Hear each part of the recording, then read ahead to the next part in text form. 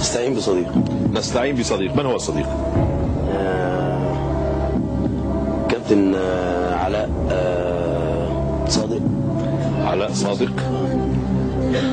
والكابتن موجود بمصر حاليا؟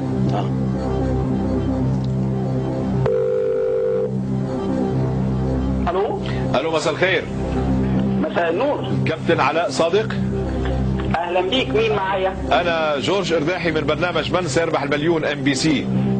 اهلا بيك استاذ جورج، انا سعيد باتصالك. الله يحفظك. الله يحفظك يا كابتن. اخد من وقتك نص دقيقه.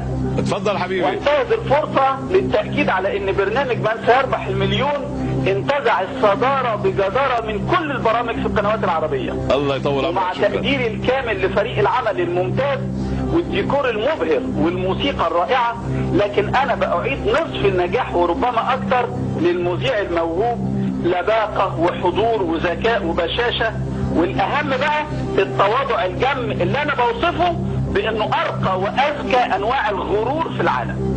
الله يخليك. شكرا يا حبيبي. شكرا يا كابتن. والله غمرتنا بلطفك، خجلتنا. الله يخليك. وانا كمان من المعجبين فيك وبادائك الرياضي. الله يخليك استاذ جورج. كابتن، في معنا صديقك الاستاذ محمد فؤاد عم بيشارك بالمسابقه وبحاجه لمساعدتك. معه 64,000 ريال. مشهور. اهلا بيك. اهلا فيك حبيبي. بقى معكم 30 ثانيه لما بيبدا الاخ محمد بالكلام. تفضل استاذ محمد فؤاد. كابتن علاء، السؤال بيقول كم مرة فازت الأرجنتين بكأس العالم لكرة القدم؟ مرة واحدة؟ مرتين. 3 مرات. ما كسبت 78 و86. 78 في الأرجنتين و86 في المكسيك. ما شاء الله عليك. تستحق تحية. شكرا يا كابتن. أشكرك جدا. شكرا يا كابتن. شكرا. شو بتقول؟ قال لك مرتين. تحب تقول شيء ثاني؟ قول ايه تاني؟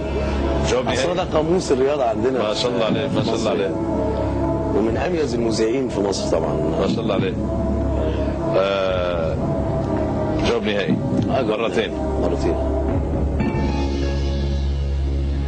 يعني مثل ما قال لك فازت على هولندا 68 وفازت على المانيا سنه 86. جواب صح، صاروا 125,000 ريال.